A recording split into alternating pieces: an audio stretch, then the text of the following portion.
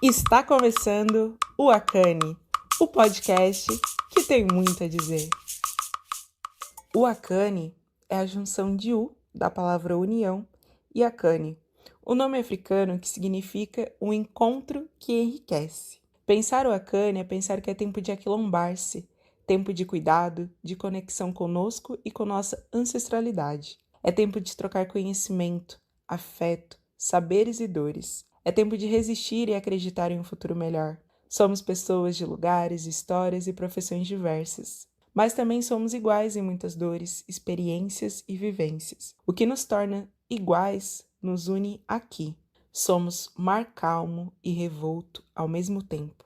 Aqui, norte e sul se conectam, unidos em um único ponto, em um único lugar. O Akane é acolhimento, é liberdade de ser quem somos, é multiplicidade, é troca. Aqui, a vida será pauta, não há limite ao que a gente tem a dizer, porque nós somos o podcast que tem muito a dizer.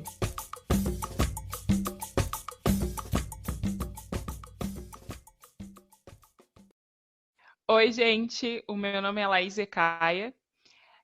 Eu sempre digo que eu sou muitas versões em uma só. Não sou uma coisa só em nem todos os momentos. Sou proprietária da Zecaia, uma marca de moda afro-brasileira. Eu gosto muito de empreender, isso é parte de mim. Eu gosto de aprender, de interagir com pessoas, conversar. Alguns vão dizer que eu tenho muita energia e eu acho que eles têm razão. E eu me reconheci como uma mulher negra assim que a minha marca nasceu, em 2016. E algo estava me incomodando e eu entendi que o que estava me incomodando era esse não reconhecimento como mulher negra.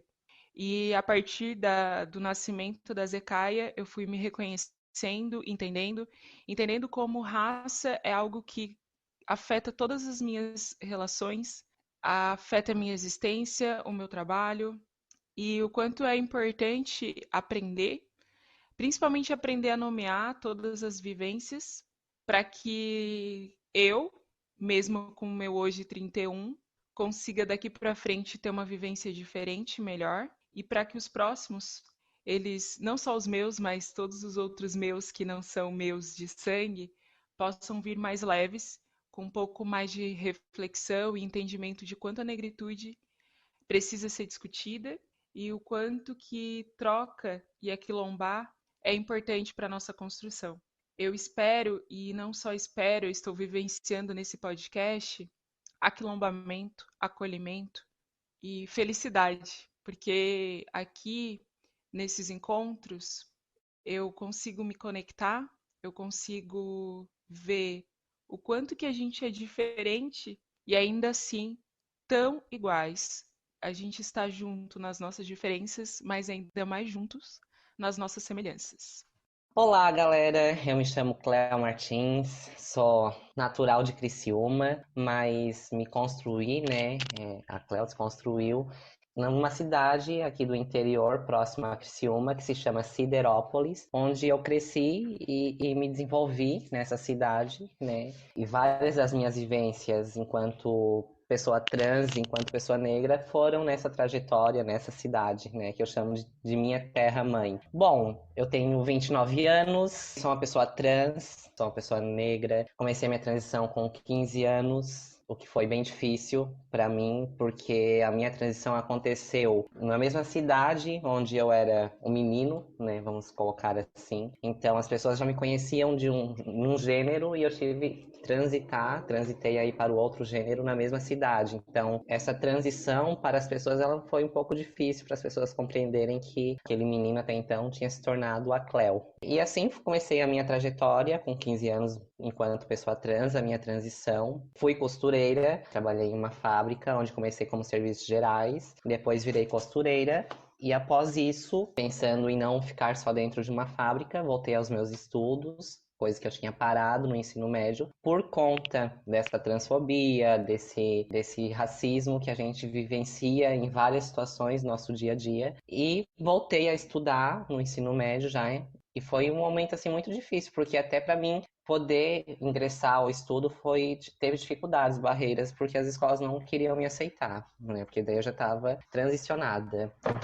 Então foi bem complicado, mas eu voltei a estudar, concluí meu ensino médio. Após concluir o ensino médio, eu trabalhando ainda como costureira, resolvi prestar vestibular e comecei a estudar, fazer psicologia. E hoje sou formada em psicologia, sou pós-graduada em psicologia clínica, trabalho com essa profissão. Nessa trajetória toda de se reconhecer enquanto pessoa trans, se reconhecer enquanto pessoa negra, ocupar espaço. Muitas vezes eu acreditava que não conseguiria, né, que não era possível, e sim, eu vi que é possível. E a Cleo, ela vem aí, né, eu venho levantando essas bandeiras da minha negritude, da minha identidade de gênero, né, e fui parar agora, nesse momento, aqui nesse podcast, com pessoas incríveis, maravilhosas, com quem eu aprendo muito, né, que são minhas manas e manos de luta, né, outras pessoas negras que passam as mesmas dores, as mesmas situações, ou passam não as mesmas, mas situações parecidas com as minhas no dia a dia, e que nós estamos aí, né, para trocar essas figuras,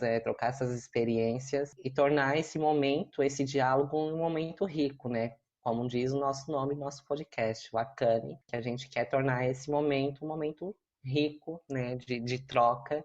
Esse momento está sendo incrível para mim, poder estar nesse espaço dialogando com essas pessoas que eu admiro tanto e que eu vejo que será um projeto lindo e tem tudo para dar certo. Era um pouco da minha história, né? Tenho aí muita coisa para falar, só para não me estender muito, mas vocês vão conhecer um pouco mais da Cleo no decorrer dos episódios do nosso podcast. Então seria isso, um beijo, prazer para quem esteja ouvindo e vamos falando, galera. Olá, meu nome é Natália Magalhães e eu sou uma mulher negra. E eu sou do Ceará, nasci e fui criada aqui, que é a terra do sol, que não passa muito tempo longe da gente. Eu sou muita coisa e eu sou muito curiosa. Eu sou tão curiosa que eu acho que eu comecei a ler muito cedo, mais ou menos com uns 12 anos, porque eu gostava de entender como é que as coisas funcionavam e acabava querendo muito saber como as pessoas viviam também. Então, eu tenho um hábito de leitura desde muito cedo, que vem dessa minha curiosidade. Eu sou apaixonada por pessoas, eu amo conversar, conhecer gente, trocar ideia e aprender outros pontos de vista, outras maneiras de viver e lidar com as adversidades. Eu sou feminista, porque eu acho que a gente precisa se juntar e virar esse jogo que é muito ocupado por homens privilegiados. Eu queria que todos os pretos e pretas do mundo se vissem como potência e lutassem para ser cada vez melhor e ocupar cada vez mais espaços. Bom, eu também estou à frente da Zecaia Fortaleza e estou adorando essa experiência de fazer uma troca incrível com outra mulher negra, assim como eu também estou achando incrível fazer essa troca nesse podcast com outras pessoas negras. Bom, é isso até agora, mas com o passar dos episódios a gente vai se apresentando mais vezes. Oi, gente, tudo bem? Eu sou a Camila Nunes, ou também eu sou a senhora Mahani Pei. Eu sou filha do seu Salles e da dona Sandra, sou gaúcha de nascimento, curitibana de criação e manezinha por opção. Hoje eu moro na Ilha da Magia. E foi aqui na Ilha da Magia que eu tive diversos conhecimentos e reconhecimentos, como mulher preta e como empreendedora também. Eu sou mestre em propriedade intelectual e transferência de tecnologia para inovação, que é onde eu atuo na Mahani PI com registro de marcas. Foi onde eu me descobri empreendedora, e é uma descoberta diária, na verdade. Todos os dias eu penso em como facilitar um pouco mais a trajetória das pessoas que também estão, assim como eu, sendo empreendedoras pela necessidade. Nessa trajetória, eu acho que eu tive belíssimos encontros e desencontros. É onde eu encontro as pessoas que me conectam nesse podcast, é onde eu encontro pessoas que me mostram o quanto é difícil estar neste mundo em diversos aspectos, como pessoas pretas, como pessoas LGBTQI+, como pessoas que são mães solos. Eu sempre brinco que militar vai muito acima, às vezes, da gente escolher uma causa só, né? Vai para o ponto da gente escolher e facilitar as causas, né? E apoiá-las. Então, esse é o meu objetivo. Acho que isso me une um pouco com cada pessoa que participa hoje desse podcast. Espero somar cada dia, cada episódio, cada minuto que a gente puder trazer um pouquinho mais de informação para vocês. Eu sou o Jorge, tenho 27 anos, eu sou advogado. Eu gosto de me apresentar como uma bicha preta, porque representa tudo que eu sou. Eu acho que ser uma bicha e ser uma pessoa preta são características que sempre foram utilizadas para me fazer ter vergonha de mim. E aí, a duras penas, num processo muito longo, hoje em dia eu estou nesse lugar de abraçar todas essas características e de ser orgulhoso de ser essas coisas. Então, eu sempre gosto de me apresentar assim. O meu processo de identificação enquanto uma pessoa negra, ele foi um tanto tardio, porque eu me descobri um homem homossexual antes de me descobrir uma pessoa negra. E aí existia algum incômodo e eu não sabia de onde que vinha esse incômodo. E aí quando eu me vi uma bicha, eu achei que era isso, que aí eu seria acolhido na comunidade LGBT e que eu estaria num lugar em que eu poderia confiar e seria aceito pelas pessoas daquele espaço. Só que não foi isso que aconteceu.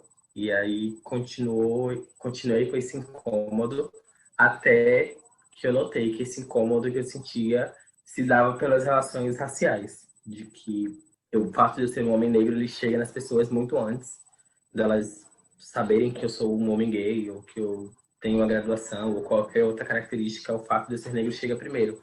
E aí, como isso chega primeiro, as pessoas elas reagem a essa primeira impressão. Então, foi assim que eu comecei a estudar, foi assim que eu cheguei nas questões raciais. E ainda é um caminho muito longo, porque eu não tenho essas questões todas resolvidas. Muito pelo contrário, tenho muito mais dúvidas, muito mais questionamentos, muito mais coisas que eu não entendo do que coisas que eu entendo sobre essas questões raciais.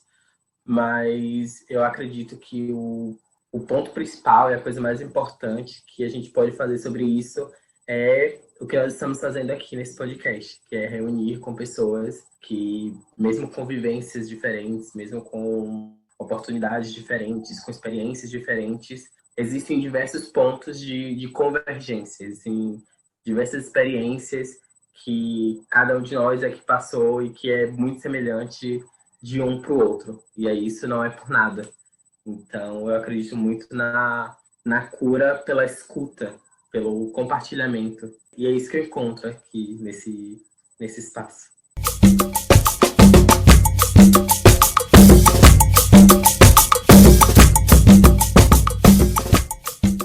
O episódio que começa esse podcast não foi planejado, foi o nosso primeiro encontro, assim sem pauta mesmo, nem todos se conheciam ainda, e aí a gente resolveu gravar por gravar.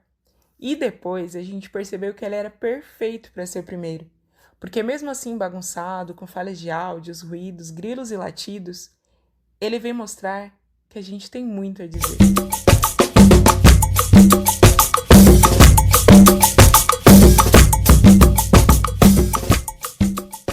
Eu fico muito feliz porque isso é uma coisa que eu sempre quis construir. Eu sou uma pessoa que consome bastante podcast e eu queria construir alguma coisa, mas eu não queria construir sozinha, eu queria construir com outras pessoas. E esse momento de pandemia, ele também traz outras vivências, outras vontades e outras urgências. E a urgência, para mim agora, é realmente tirar muita coisa que tá aqui dentro abafada, que tá aqui dentro querendo jogar para fora, e muita coisa que eu tenho vontade de colocar para dentro, que é o conhecimento, a troca, as reflexões, porque às vezes a gente conversa e numa conversa só abre a mente, e a mente vai abrindo, vai abrindo e vai abrindo. Cara, depois que a mente abre, não fecha. A minha psicóloga hoje falou na minha sessão, né? Quando você entende algumas questões, né? Não tem mais volta. Você já entendeu, acabou, já era. Dali é só para frente, né? Eu acho que isso vem muito também porque quando a gente começa a despertar um pouco mais para as questões raciais, a gente se dá conta de que um dos grandes problemas é que a gente não tem voz, né? A gente não é escutado na sociedade. E aí quando você vai lidar com outras pessoas pretas, você começa a fazer esse exercício de escutar, e aí vem um escutando outro e surge a construção a partir disso. E a branquitude, do outro lado, eles não têm esse costume, porque o branco ele tem que ser sempre o protagonista, tem que ser sempre quem fala, quem faz, etc. Então eles não sabem o que é esse escuta, essa construção a partir da escuta. Tem acho que num TEDx da Monique Evelyn, eu não sei se é num TEDx ou num podcast dela que eu ouvi, que é: eu nunca fui tímida, eu era silenciada. É algo nesse sentido que ela fala. E assim, quando eu conheci, quando eu vi ela falando a primeira vez e tudo, eu acho que eu me identifiquei muito com essa fala, assim. Tem essa, tem mais umas outras duas ou três, porque é muito isso, assim, a gente é polido o tempo todo, né? Tipo, as pessoas vão nos aparando ali o tempo todo, dizendo, tipo...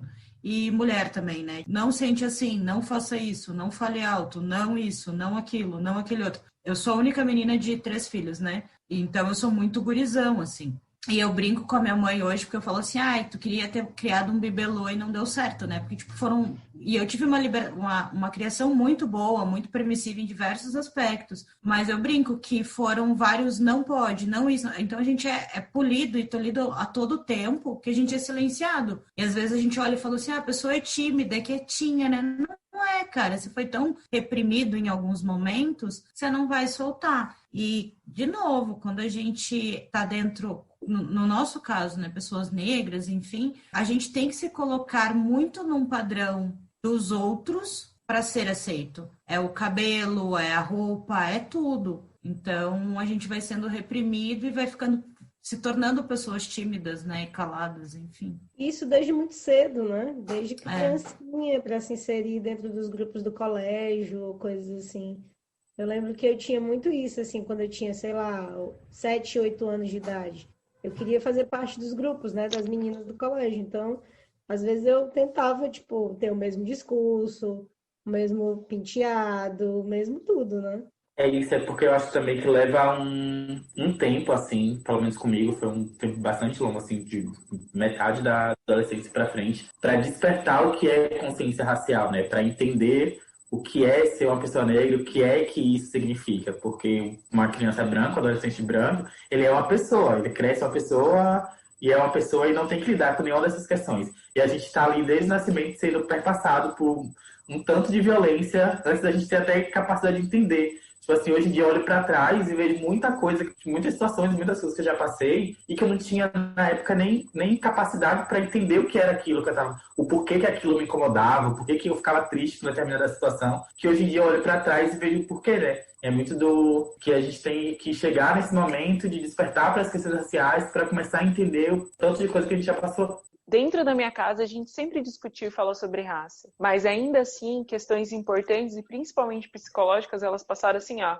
despercebidas total, assim. E a gente não considera, às vezes, a gente não pontua principalmente o que é psicológico, né? E isso, para mim, ultimamente, eu tenho tido muito essa reflexão, sabe? Das coisas que doem e doem porque é racismo. E a gente não percebe, então a gente passa às vezes uma vida inteira para entender que muitas das nossas dores é só raça. Isso é muito foda, porque como o Jorge falou assim, né? Um jovem branco, ele é só um jovem. E a gente não. Até 30 anos ainda são um jovem. O Silvio Sim. Santos, aliás, o Silvio Santos não é jovem, mas ele não sabe o que está dizendo até hoje.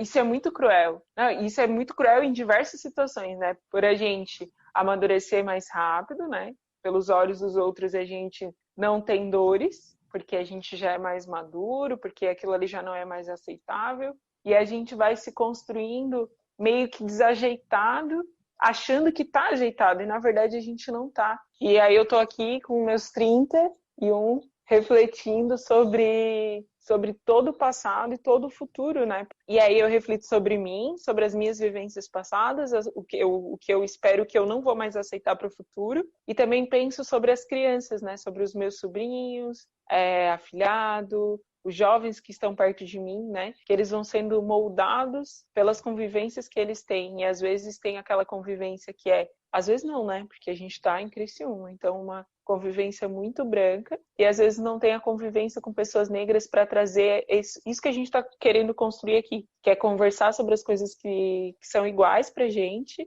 e entender que por mais que a gente seja diferente um do outro, a gente tem muita coisa em comum.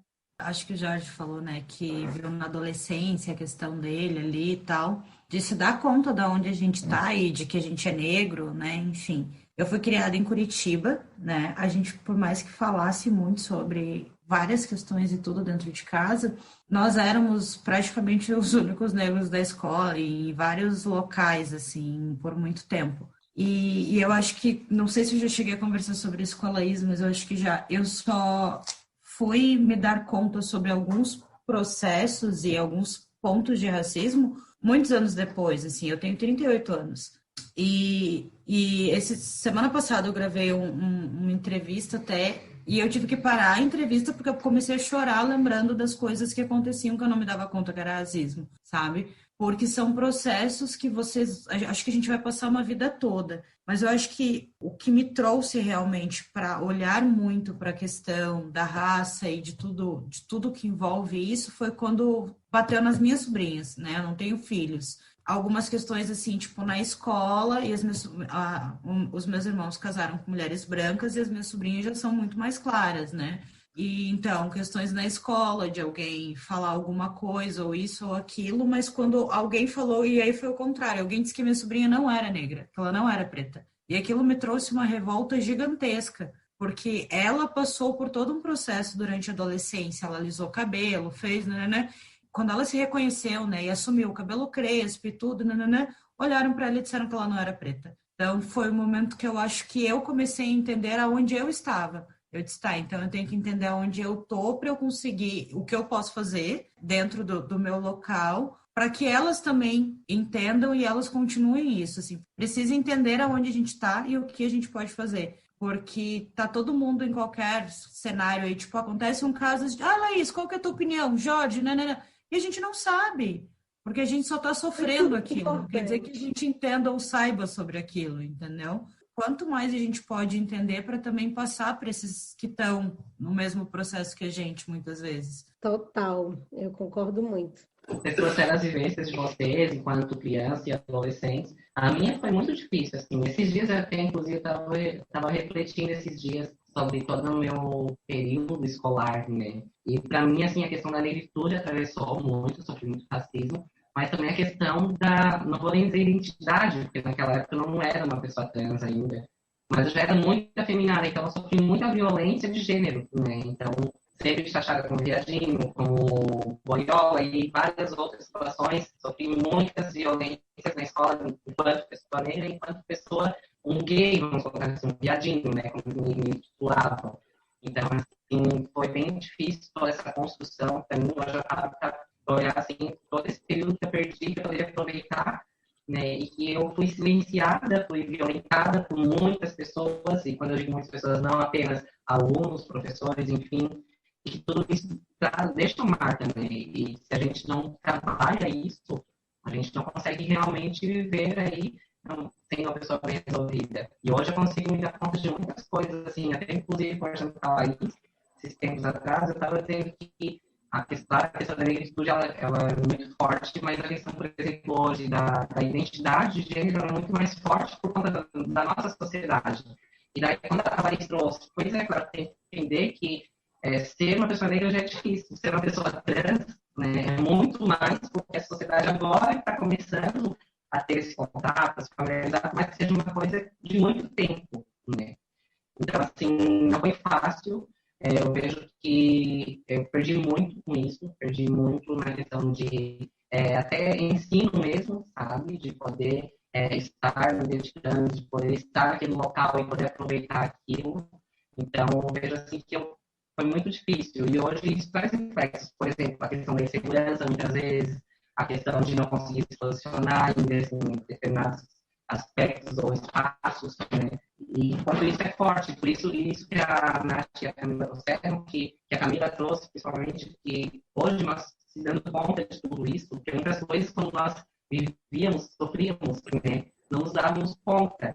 Hoje, com todo o conhecimento que nós temos, né, a gente consegue se dar conta, consegue fazer essa descrição de todas essas situações que eu vivi, por exemplo, né? E eu vejo assim que muitas questões minhas que eu estou trabalhando hoje ainda são herança daquela construção, daquela educação, do período escolar, tanto fundamental quanto médio, né? Vivi momentos de depressão, até porque eu estava ainda em questão de identidade racial e identidade de gênero. Estava as duas na minha mente ali trabalhando o que eu era realmente, o que eu queria ser.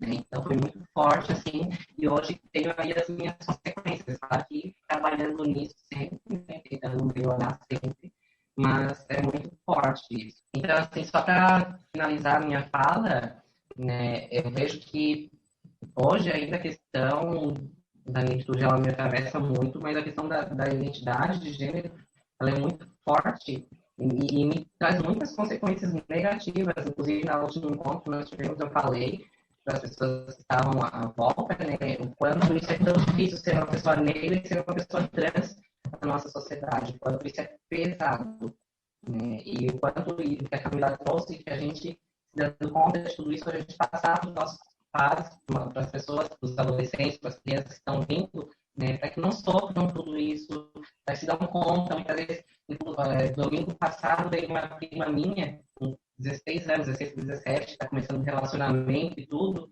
e ela já estava sofrendo várias questões de machismo com a pessoa que ela estava se relacionando, e ela não se dava conta. E eu cheguei ela e disse, não, mas olha só, é isso, tá fazendo isso aqui é delicado, tem que prestar mais atenção nisso, ó, você pode ler, pode entender um pouco mais, porque agora está começando a se relacionar, né, com outras pessoas, amorosamente, vamos dizer assim, sexualmente, enfim, vai passar por muitas situações que eu passei, né, principalmente eu, enquanto pessoa trans, e sempre fui objetificada muito mais sexualmente, né, então esses discursos, esses comportamentos, eu estava colocando tudo isso para ela não vivesse muitas situações que eu vivi que hoje me atrapalham, principalmente até ter um relacionamento. Eu não sei, tu falou uma coisa agora, Cleo, que eu fiquei pensando, sabe? Assim, é uma coisa que eu já venho pensando há um tempo, que é o fato da gente se sentir atrasado sempre, né? Porque parece que a gente não se toca muito das coisas. É como a Laís disse, né? A gente acha que está vivendo, mas a gente tá vivendo errado em vários pontos. Errado que eu digo no sentido de não se tocar mesmo, né, de algumas coisas que a gente vive, e quando a gente começa a entender e começa a nomear, né, a gente começa também a dizer, opa, eu não teria reagido naquela época, eu não teria reagido assim, assim, assim, porque eu já sabia que isso era racismo, por exemplo, ou porque eu já sabia que isso era objetificação, eu não teria me envolvido, eu não teria aceitado. Então, tem um monte de coisa que parece que a gente só desperta depois. Vocês estavam falando sobre essa coisa de entrar em contato, né, com a própria raça depois, assim, e é muito isso, é uma coisa que eu também sinto. Aí, é isso que eu acho que faz com que a gente crie esses pequenos quilombos, né, de um podcast, de uma conversa, de uma reunião e tal, porque a gente começa a entender o quanto isso é importante, né, o quanto essa troca entre nós é muito mais rica do que quando a gente perdia tempo, às vezes, trocando com gente que não queria trocar com a gente. Isso é uma das coisas que eu penso muito, assim. E é muito isso, uma coisa que é engraçada, entre aspas, né? Porque, assim, enquanto você tá naquele ciclo com aquelas pessoas que você tá sofrendo um tanto de violência e você não sabe, você não tem consciência daquilo, aquelas pessoas acham que você é a melhor pessoa do mundo. E aí, no momento que você começa a apontar, você começa a não aceitar, você começa a questionar, daí você vira o radical, daí você vira o chato, daí param de te convidar para as coisas, daí porque, você só fala disso, e aí uma série de coisas, né? Cara, é muito isso. Isso que tu falou, né? Enquanto a gente não se posiciona, ok. Mas quando a gente começa a se posicionar e a gente começa a dizer que algumas atitudes dessas pessoas que se dizem nossas amigas e nossas relações, aí a gente já começa a ser afastado, né? Isso é muito problemático, porque e a Nath falou uma coisa bem, bem legal, assim, que se a gente soubesse antes, a gente não se envolveria com algumas pessoas, né? E a gente não tá livre de dar afeto a quem, né? Ninguém tá livre de dar afeto a quem não merece. Mas tem coisas lá do comecinho que se a gente tivesse consciência lá no passado, a gente já não se permitiria se envolver, né? Não se permitiria ter amizades com pessoas que vão ser amizades que não vão acrescentar, em vez de a gente procurar lugares de acolhimento, que é isso que a gente precisa, né? De se sentir acolhido mesmo, se sentir em casa. Acho que é isso. Uma vez eu escutei um negócio que não veio, que acho que serve para qualquer relacionamento. Falava de relacionamento amoroso, né? Mas que deveria vir tipo com um trailer antes, né? As pessoas na nossa vida, porque daí já passa o resumão ali e a gente já sabe o que pode acontecer. É um conselho, assim, Deus, seria legal. Mas, principalmente nos amorosos, por favor. Mas não é a realidade para nenhum tipo de relacionamento, né? Seja até o nosso hoje aqui, de parcerias e de tudo mais, a gente não sabe o que pode acontecer. E eu vivo muito isso, assim. É muito louco hoje, quando eu vou falar com algumas pessoas, elas dizem assim, meu Deus, como você tá chata. para tudo você tem um mimimi agora ou alguma coisa. Eu digo, cara, a gente muda, a gente começa a entender outras coisas e não só num contexto de raça, enfim, de trabalho, de vida, do que a gente quer e do que a gente não quer. E não tem um manualzinho, né? Isso vai acontecendo com o passar do tempo. Esses dias até foi na semana passada que eu falei que eu tava gravando um negócio e eu tive que parar para pensar na minha vida. Cara, 38 anos, entendeu? Eu acho que eu só comecei a entender o que eu tô fazendo de uns 6, 7 para cá, sabe? E no que eu tô fazendo num contexto macro, assim, da minha vida. Trabalho, estudo e tudo mais. Não que antes eu não soubesse o que eu queria. Eu acho que eu sempre soube, mas eu não conseguia me direcionar para aquilo. E, de novo, eu venho de uma criação que os meus pais investem muito em educação, investem muito em fala, e a gente tem muita comunicação em casa para tudo. Mas eu só fui conseguir encaixar algumas peças de um tempo para cá. Então, a gente começa a se posicionar muito mais. Acho que nesse momento de sociedade que a gente vive, quem se posiciona toma porrada, não adianta. Assim, o isentão toma e quem se posiciona toma. E aí eu lembro da minha mãe pensando nesse do isentão, e se posicionar e tomar porrada e mudanças. Em 2012, 2000, lá vai meu avô, eu terminei um relacionamento. E eu lembro da minha mãe, eu reclamando um dia com a minha mãe que vários dos nossos amigos, tipo, ainda falavam com ele. Eu tava chateada porque ele tinha, né, pisado na bola e tal. E a minha mãe disse assim, quem não escolheu um lado já escolheu o seu lado. Hoje eu trago essa expressão dela muito por isso, porque eu digo, cara, cada vez que eu não escolho um lado para estar, cada vez que eu escolho estar em cima de um muro, eu já escolhi o lado, entendeu? Então, lógico que tem situações que às vezes a gente não pode brigar, não pode se posicionar por N variáveis, mas a gente sempre tentar posicionar de uma maneira que traga a nossa opinião, não machuque os outros e não ficar de isentão em cima do muro. Eu tento não brigar, eu levo sempre tudo pro deboche, tento não expressar muito, porque eu sempre falo que a hora que estoura, a gente traz uma história de alguns 1000 anos, assim, sabe? A gente vai trazer um navio negreiro inteiro e vai jogar para fora. Então, tentar trazer isso de maneira mais leve, né? Porque a gente quer trazer esse navio negreiro inteiro para subir no império, não só para fazer barulho, assim, sabe?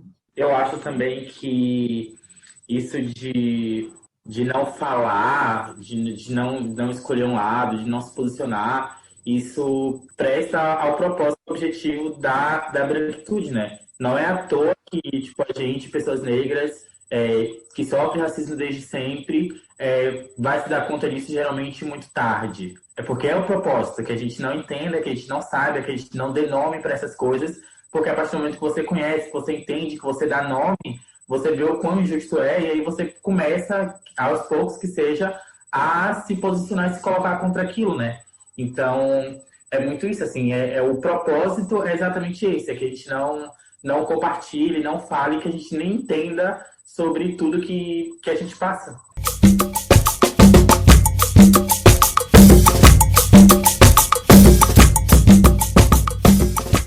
Não, e tem uma coisa que tá falando aí que é muito importante, assim, né? Como a gente é acostumado, tanto nós somos acostumados a entender, minimizar o racismo que a gente sofre, quanto também a branquitude faz questão de minimizar também esse racismo. Só que a gente não percebe uma coisa, tipo, as pessoas falam de racismo como se fosse apenas o eu não gosto de você, né? Tipo, não é apenas eu não gosto de você, é eu sou violento com você. E violento em todos os sentidos. Está aqui, ó, a gente falando aqui sobre várias questões que a gente traz de uma vida inteira. Então, assim, o racismo ele é violento pra caramba, traz traumas e ele mata. Para mim, hoje, eu olho assim, essas questões raciais e questões racistas, né, no caso, como uma violência tão grande quanto o assassinato, por exemplo. Sabe? Para mim, eu acho que está no mesmo patamar e eu percebo o quão a gente é educado a achar que não, né? Que não é isso tudo. Quando você se posiciona é porque tu tá também arranjando confusão. Arranjando confusão, sabe? A gente tem uma vida inteira sendo violentado. Tá levando pro lado pessoal, acha que as pessoas... e eu sempre falo, tudo bem as pessoas não gostarem de mim, não tem problema nenhum. Tem um problema elas não gostarem de mim só pela minha cor. Aí tudo bem, porque eu sou insuportável, isso eu sei que eu sou. Mas não gostar de mim por causa da minha cor é demais, entendeu? Pode não gostar por outros motivos. E aí eu até quero compartilhar um negócio que aconteceu segunda ou terça, não lembro que dia que eu saí de casa.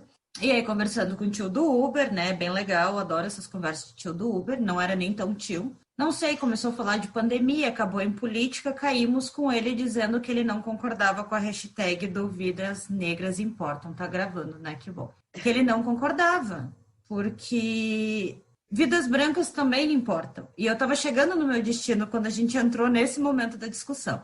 E aí, assim, tipo, na hora, minha primeira reação, assim, claro que importa. Eu tenho um monte de parente que é branco, entendeu? Eu não quero que nenhum deles morra. Lógico que para mim também importa. Não, mas você entende que então é errado? E aí eu estava com a porta aberta para sair, eu fechei a porta e sentei de novo, né? Eu disse, moço, vamos conversar.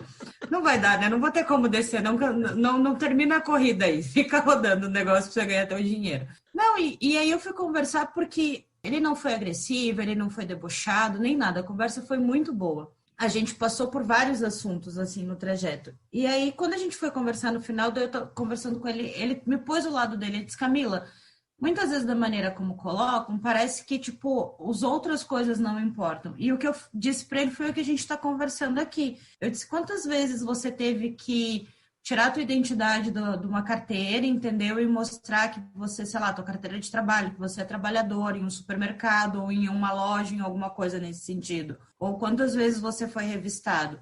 Ah, nunca. Eu disse, então, essa é a diferença. Se para você, a tua vida sempre importou, agora a gente está falando das nossas. Aí ele trouxe outras coisas, né? Que daí ele falou assim, mas viu as ondas de violência que estão tendo tudo a destaque. Por que acontece a onda de violência? Porque tem gente que não aguenta, não consegue mais falar, simplesmente falar. Né? Tem pessoas que vão estourar, eu digo, não é o meu perfil, não é o perfil de muita gente que eu conheço. Mas tem gente que às vezes já está tão saturada que vai partir para o pior, para uma agressão e tudo mais. E aí não precisa ser o contexto raça, gênero, não.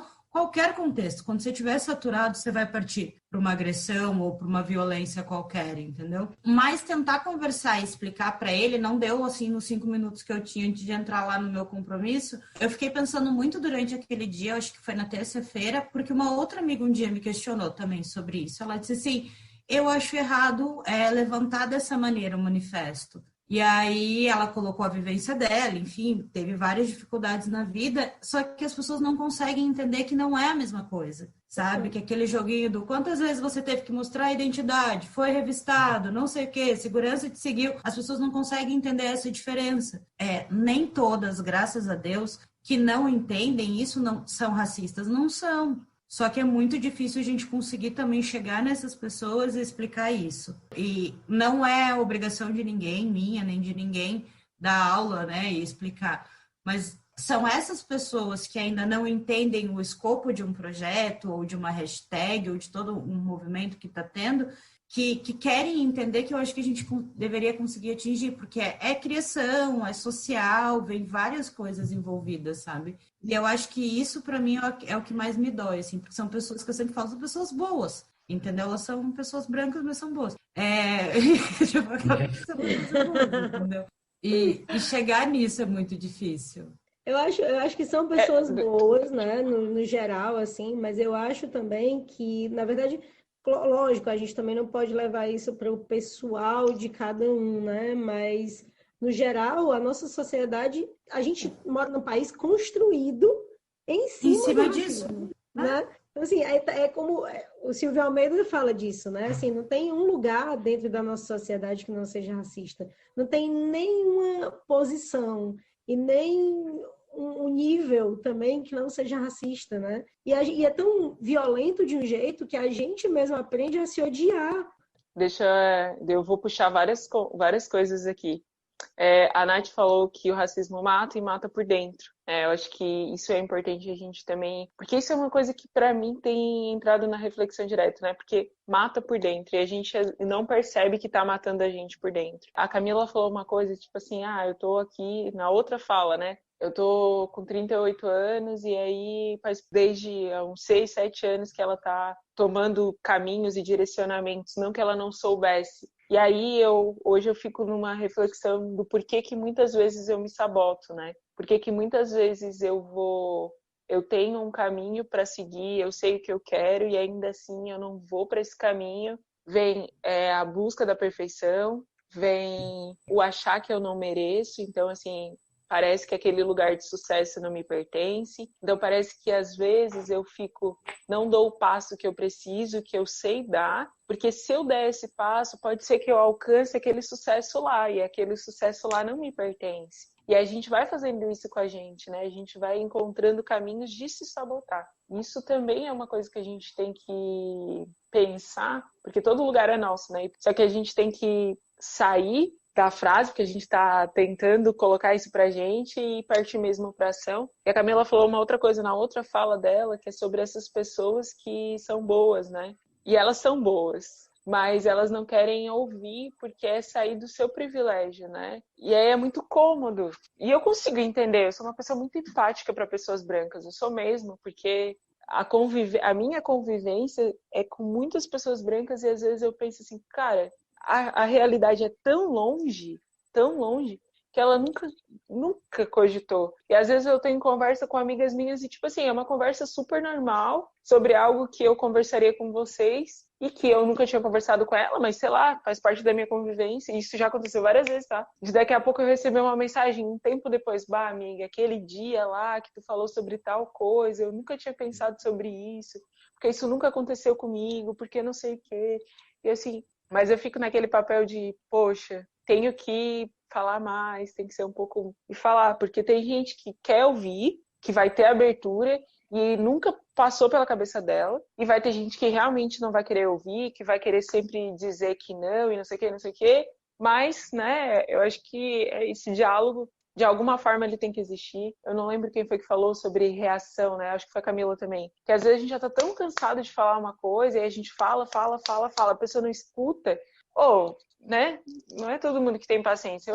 Eu acho que eu até sou paciente, mas eu tenho limite, todo mundo tem, né? Então, assim, às vezes tu fala, a pessoa não entende. Tu fala de novo, a pessoa não entende. Tu fala de novo, a pessoa não entende, eu digo, "Oh." E aí eu vou adicionar mais uma coisa que a Nath falou sobre a gente se odiar, né? Sobre a gente não se amar. Para mim é muito próximo isso, porque a minha mãe, quando ela fez 62 anos, eu postei uma foto dela no perfil da Zekai ainda, né? E aí várias pessoas começaram a comentar, e como a tua mãe é linda, não sei o quê, e eu lendo os comentários pra ela. Daí eu lembro claramente, assim, eu deitada no colo dela, ela assim pra mim, engraçado, né? Eu nunca me achei bonita, eu sempre soube que eu tinha um corpo bonito. E a minha mãe é linda, e ela tá mais gordinha, né? Então depois eu fiquei pensando, a única coisa que ela achava bonito nela, ela não tinha mais. E é muito interessante, assim, que eu já ouvi de pessoas mais velhas, né? O quanto que a minha mãe era bonita, jovem, não sei o que. Não, porque a Nia é muito bonita e ela não tinha essa consciência pra ela, né? E aí um dos argumentos que eu usei pra ela foi assim, primeiro de a leitura de todos os comentários, né? E depois que o meu padrasto, ele é um negro mais claro, olho verde, ele não se chama de negro, né? Para ele é moreno, tem 70 anos, então vem dessa não aceitação de que eu sou negro, né? Eu sou moreno. E aí sobre ex-jogador de futebol, aquela marra toda, música e tal, eu digo, mãe, fala sério. Se a mãe não fosse linda e maravilhosa, tu acha que esse teu marido mala, ele é maravilhoso, tá? Mas tu acha que esse teu marido mala ia estar aí contigo há 27 anos? Não, na época 25, né? Digo, não, né, mãe? Então, assim... e aí, a minha mãe também não sorria muito pra foto. Isso é uma coisa que eu fui trabalhando nela, né? Pra ela sorrir nas fotos. Isso é muito louco, né? Porque a minha mãe tem 65 anos agora e agora toda foto ela sai sorrindo, né? Mas isso é bem recente. É a minha desconstrução ajudando na desconstrução da minha mãe. E a gente ainda tá ali, se entendendo e tentando se achar nesse lugar que não cabia a gente e que a gente tá tentando fazer caber na força, né? E o quão é incrível quanto as gerações vão passando e se completando, né? Porque hoje eu vejo a minha mãe com as minhas sobrinhas, assim, tipo, com as netas. Ela tá, nesse momento, convivendo full time com as minhas sobrinhas, que elas estão isoladas lá na casa da praia. Meu irmão jogou eles pra lá e deitar. Minha mãe, a minha sobrinha de 20 anos e uma que vai fazer 15. E cada dia, minha mãe também tem 65 anos, ela me narra algo que aconteceu e bem nesse sentido, assim, viu uma postagem no Instagram e tal, e as gurias me deram uma aula sobre aquilo, sabe? E vai se reconhecendo e encontrando espaços também, tipo, de se aceitar, de se gostar e de tudo mais, né? Porque as gerações vão fazendo isso é legal. Eu sempre penso sobre essas meninas brancas, sabe? Que principalmente agora nessa era de Instagram, de como é para elas ter se amado a vida toda, né?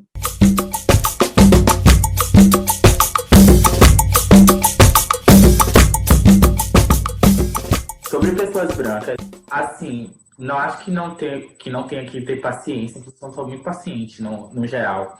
Mas eu acho que, e eu sempre bato nessa tecla sempre que possível, que eu estou falando com e para pessoas brancas, de que é necessário que eles se invistam da responsabilidade de reconhecer o papel deles num sistema racista, sabe? Porque a gente tem a Angela Davis aí dizendo que não basta não ser racista, você tem que ser antirracista. Então, tipo assim, quando a gente tem, porque uma pessoa ela é branca, ela é maravilhosa e tudo, e ela não se dá conta dessas questões. Está errada, sabe? E, principalmente se for uma pessoa letrada, se for uma pessoa que passou por um curso superior, que está aí nas redes sociais, tem todos os instrumentos possíveis para ser uma pessoa minimamente engajada, porque ela sabe?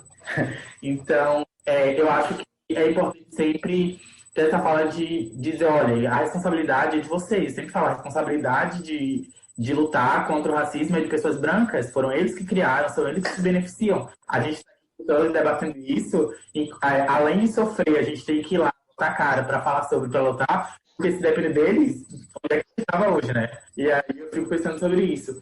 E uma outra coisa...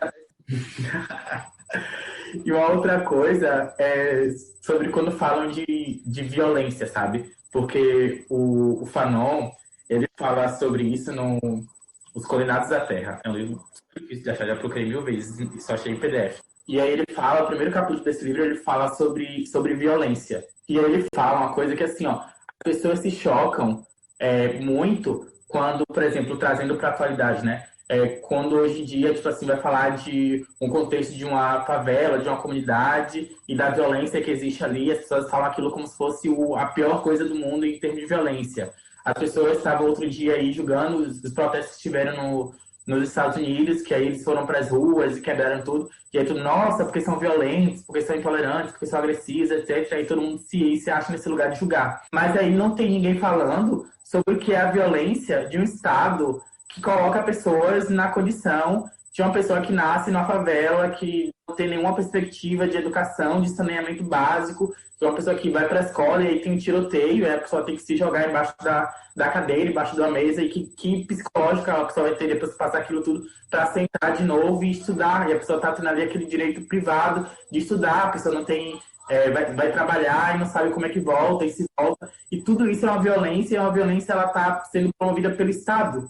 E aí, quando tem a resposta, e nossa, meu Deus, é muito violento. Porque na favela as pessoas são violentas, porque os protestos que fizeram nos Estados Unidos, as pessoas são violentas, porque, nossa, quebraram a vidraça da loja tal. Poxa, triste a vidraça, né? Mas e aí a vida das pessoas que estão lá desde o começo?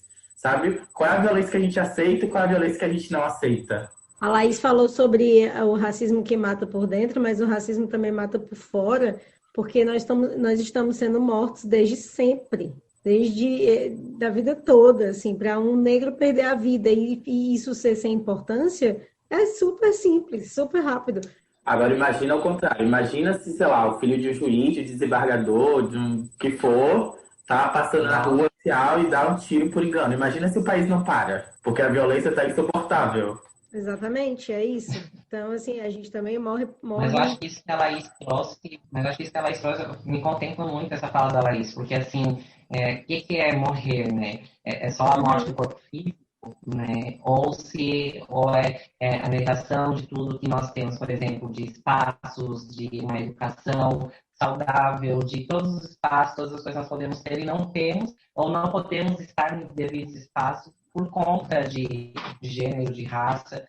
Então, assim, eu me sinto muito, assim, assassinada em muitas situações. Isso que ela trouxe, que a gente morre, a gente está se matando aos poucos por dentro.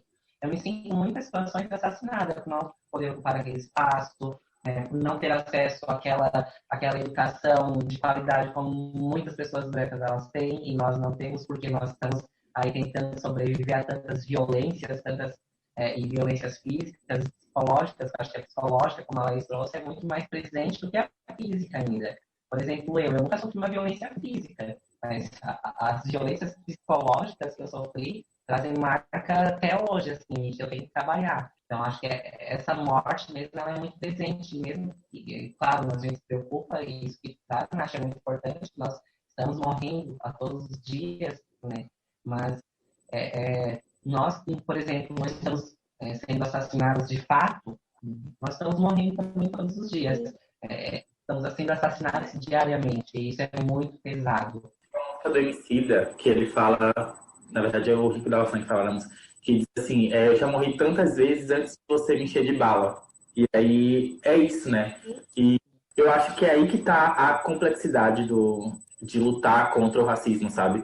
Porque assim, começa que a gente sofre e a gente se abala, e tem dia que a gente tá mal por todas essas situações, e quando a gente reflete sobre o quanto a gente é atingido por tudo isso, e aí, ao mesmo tempo que a gente tá sofrendo, aí vem alguém e chama, tipo, vamos lá e falar sobre isso. E aí você vai lá, porque você entende a importância de você, enquanto pessoa que tem minimamente esse conhecimento, de ir lá e de falar, e aí você tá sofrendo e tá falando sobre aquilo, e aí quando a gente tá falando pro público, a gente coloca meio que numa terceira pessoa, né, tipo assim, porque o racismo, porque a branquitude, como se fosse uma coisa que estivesse longe, que não tá dentro da gente, tá cortando a gente, e aí a gente fala sobre tudo isso, sabe, a gente sofre, a gente fala, e aí a gente vê pessoas morrendo, e aí o que é mais importante de falar sobre contra a violência do Estado, contra um Estado necropolítico, que pensa políticas para matar pessoas pretas, ou a gente vai parar para falar sobre a situação psicológica das pessoas negras e como crianças negras sofrem desde a primeira infância, e tipo assim, é algo que tipo, atinge de todos os lados, sabe? Aí quando você, tipo, eu quero falar contra o racismo, vou falar sobre contra o quê? Porque aí, tipo, o Silvio Almeida, ele traz no racismo estrutural. Economia tem racismo, direito tem racismo, enfim, ideologia, qualquer que seja, é passada pelo racismo, sabe? Então, assim, contra o que eu vou falar? Uma das coisas, assim, pegando só o gancho da última frase até do Jorge, é que realmente, talvez eu só tenha observado muito isso agora, mas é que as pessoas acham que a gente só vai saber falar sobre se sofreu ou deixou de sofrer em algum momento da nossa vida sobre racismo, entendeu? Até no meu local de não privilégio, eu até tenho alguns privilégios, assim, que as pessoas me chamam para falar sobre propriedade intelectual, sobre registro de marca, tudo, mas em algum momento sempre me perguntam assim, teve alguma dificuldade por isso? Na sua trajetória? Daí quando eu começo a falar, e por você ser negra? Eu falo, tá, vamos mudar a conversa para esse lado, então. E aí, tipo, eu tive diversas dificuldades, por ser negra, sim, por ser mulher também, enfim. Por isso que eu digo, talvez eu tenha enxergado só de um tempo para cá, pessoas pretas só sabem falar sobre isso, ou só podem falar sobre isso. E como tu fala, a gente vai achar em todos os contextos o problema. Se eu estiver falando com uma pessoa que trabalha no mundo corporativo, tipo na propriedade intelectual, na economia, no jornalismo, mesmo uma que tenha tido uma criação, às vezes, mais privilegiada, e eu jogo isso hoje com as minhas sobrinhas, assim. Eu sempre falo, vocês dentro do não privilégio, vocês já são mais claras, enfim, tem coisas, e vem uma condição de vida que eu não tinha, 20 anos atrás. Possibilidades de estudo e tudo mais. E olhar isso assim, elas não sofrem, elas sofrem igual, entendeu? Tendo uma condição melhor, estudando num local, sei lá, numa federal, tendo estudado, não tendo estudado. E aí entra um ponto que é onde eu falo pela Camila mesmo. Eu sempre fiquei muito quieta em diversas discussões por conta disso. Porque é aquela história assim, eu vou chamar de preto ou de negro, eu não sei, e aí vai vir 200 pessoas me xingando, sabe? E a minha mentora, hoje, tipo, que é uma amigona minha e me mentora, enfim, que pegou na minha mão 200 anos atrás lá para me ajudar em trabalho e tal, ela é a única pessoa que me chama de neguinha na vida. Tem mais uma, tem 2 amigas minhas, brancas que me chamam de neguinha. E nunca me fez mal, elas duas, que fique bem, bem explicado, elas duas, nunca me fez mal, nunca, sabe? Porque elas falam num carinho comigo e nunca foi num momento de me diminuir, não. E saiu e fluiu naturalmente aquela coisa toda. Só que dependendo de onde eu estiver e eu for contar isso, meu Deus, a minha cara tá estampada num jornal no outro dia e aceita, e não é. A gente vai ter diversos tipos de discussões e militâncias e tudo mais, sabe? Então, a gente não fala só sobre isso e não precisa ser formado em nada para falar sobre isso também. Eu acho que isso é culpa do academicismo, né? Acharem que para falar você tem que ser graduado, e mestre, doutorado e pós-doutorado sobre o assunto específico, do específico para falar. Só que não é assim na prática, porque outro dia a Laís estava falando isso, né? Que quando a gente senta para estudar sobre questões de raça, a gente não está aprendendo, a gente está nomeando as coisas. Porque você lê aquilo que está lá e você para e você já passou por aquilo. Então, tipo, o nome é esse. Foi isso que eu passei. E é bem isso, né? A partir do momento que você tem a vivência, você tem experiência naquilo, tem, sei lá, mestre que vai falar contra isso, sabe? Eu tava falando esses dias sobre isso no Twitter, que eu fiz um tweet dizendo que tem muito mestre, sabe? Muito acadêmico, assim, que enche o peito para falar de questões de raça e tal, coisa que se sentar 10 minutos com a minha avó, que não terminou o ensino fundamental, minha avó dá uma aula, sabe? E aí, porque ela não passou pela graduação, ela não passou por um mestrado, o conhecimento que ela tem de vida não vale? Ou é menos importante por isso? Eu falei isso para minha mãe essa semana numa conversa. Eu não lembro qual era o contexto, mas eu disse, isso eu já aprendo contigo há muitos anos. E a minha mãe se calou, tipo, no telefone, assim, sabe? Tipo, ficou quieta, deu... Cara, tu ensina isso pra gente uma vida toda. Precisou vir alguém te dizer isso? Não precisou. Minha mãe é educadora infantil, né? E ela, filha, é verdade. Eu disse, cara, tu falou isso uma vida inteira pros filhos. Tu criou 3, assim. E é muito isso. Todo conhecimento, ele é válido, na verdade. Só que às vezes parece que você tem que ter o diploma grudado.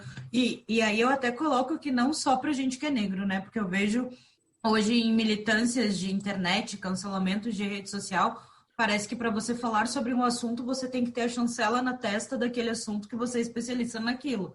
E às vezes você só passou por uma situação que você consegue explicar e colocar como você se sente. Sim, eu aprendi também uma coisa, sabe, muito importante. Qual é o problema de uma pessoa negra errar? Parece que a gente nunca pode. E o que é pior, nós, pessoas negras, também tomamos esse mesmo posicionamento com outras. Então, assim, se a Camila falar qualquer coisa errada, é muito fácil para eu chegar para ela e falar, olha, Camila, não é bem assim, viu? E tal, né? E para aprender, né? É bem como tu coloca, cada um tem uma vivência tão diferente aqui que agrega muito pro outro, na verdade, né?